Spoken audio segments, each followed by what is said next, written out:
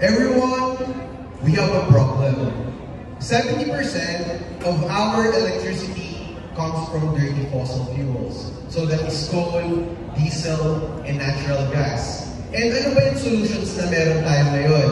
Meron tayong solar panels and wind turbines. But the problem with solar panels and wind turbines, hindi sila gumagana 24/7. So yung solar panel, 10 a.m. to 2 p.m. lang siya gumagana. Yung wind turbines, madalas sa gabi lang siya gumagana kasi sa gabi malakas siyang hangin. And you need expensive batteries to make it baseload energy. So ano yung solution natin? Our solution is that 70% of our planet is water. So we utilize the movement, the velocity, yung pag-agos ng tubig, and convert it into renewable, usable, affordable electricity. So meron kami invention, our version 1, ang tawag namin dyan yung solar panel. It's like a solar panel, but it's for the salt water. So when you dip it in salt water, it generates a tiny amount of electricity. And nagkaroon kami ng partnership with DLSU Animal Labs and Ateneo de Manila University. And throughout our collaboration, kasi di ba sa innovation, meron kayong trial and error, doon namin na-realize na mahirap pala i-scale yung aming solar panel technology. And that's why we plan to pivot to a new technology. So, kung papansinin natin yung diesel generator natin, yung nuclear natin, yung wind power natin, lahat sila gumagamit ng rotary turbine. So, lahat yung iikot. Bakit hindi natin i-modify yung wind turbine and turn it into a vertical one para sa ating mga rivers, oceans, and canals?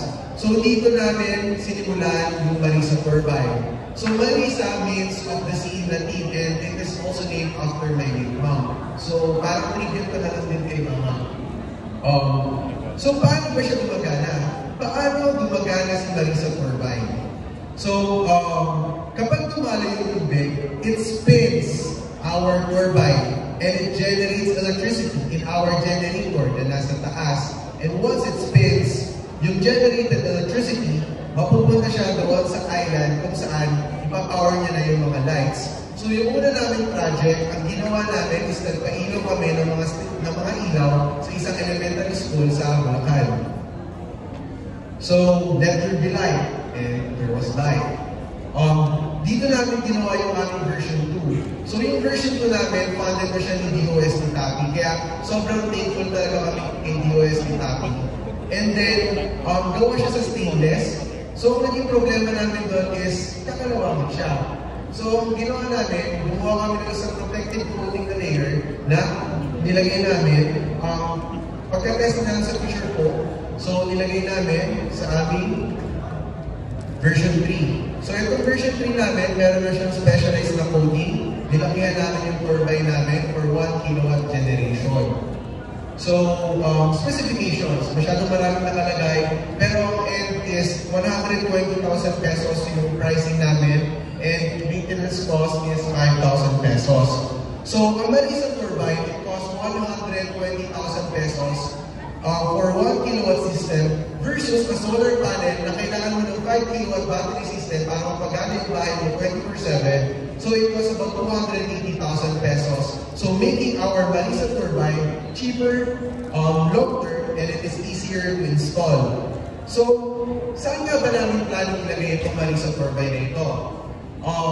Dito sa Summer Island, meron kayong capacity ng 7 megawatts na ginagamit nyo mula sa coal power plant and mga konting renewables. So kung ito-compute natin, estimate natin 1 megawatt, 2,000 summer homes. So annual cost ninyo sa coal power plant, gumagastos ang Samar, ang people of Samar, ng about 720 million pesos. But if we will integrate our technology once ready na kami sa commercialization, the Marisa turbine can offer it only for 120 million, a one-time cost, and kasama na rin syempre yung maintenance annually. So, ito yung mga mapa ng mga rivers dito sa island ninyo. And meron tayong na-identify na 5 rivers. Ang pinakamalaki yung sa Gandara, 561 megawatt yung potential. So na hydrokinetic power is from that river. So, Pasay, Calbiga, Gandara, Gibatangan, Lulot. So, a total of 622 megawatts. And we have a partnership with Philippine Shell Foundation. So, we plan to launch our 5 kilowatt Marisa turbine deployment there for a cost of 1.5 billion pesos. And also a partnership with National Irrigation Administration. So, di ba marami tayong sakahan sa Pilipinas? Meron siyang mga kanal. So, meron tayong na-identify na 32 potential sites for that deployment. And may potential tayong mapag-harness na about 100 kilowatt with about 14 million pesos na investment from DOST. So, ito ang aming Humboldt team. We are a team of 8 people. So, sinimulan ko ito way back 2017. Connected with people at tulad nito sa RC. And ngayon, dumami na kami. So,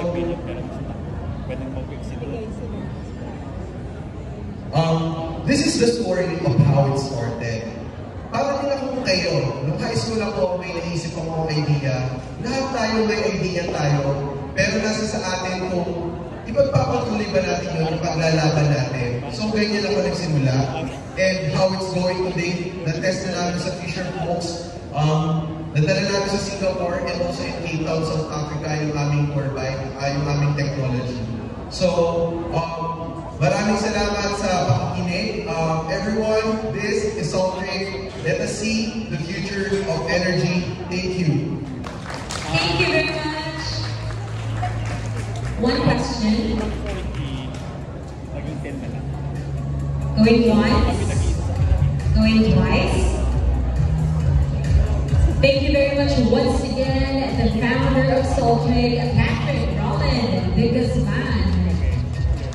One question.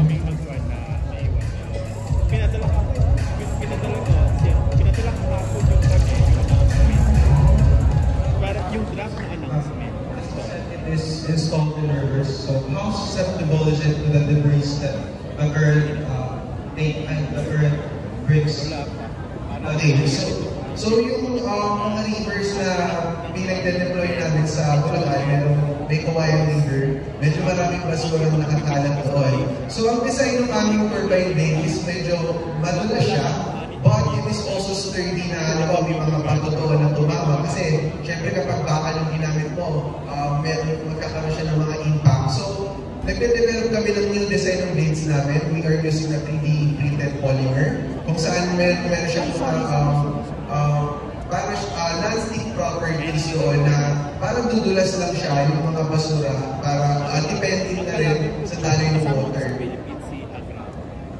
Another question, sir. Oceans also have currents that can be installed in those.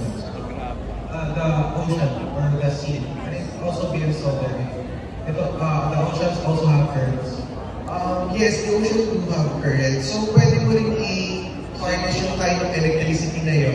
Kind of power na mechanical power na yun. But ang kailangan mo ito malalaking turbine na talaga and medyo expensive siya.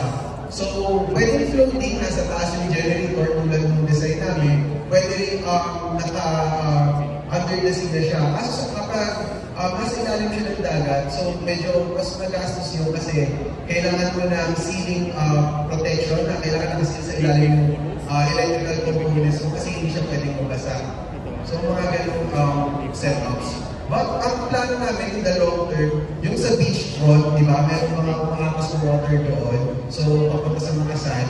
Parang hindi namin maglagay ng mga vertical turbines, hindi na namin kung mapapaikot siya. Kasi meron 2 types tayo na viable ngayon kung paano mag-generate ng electricity. Pero yung iba yung voltaic. Pero ngayon, meron yung wave power at saka yung tidal power. Thank you, sir. Thank you po.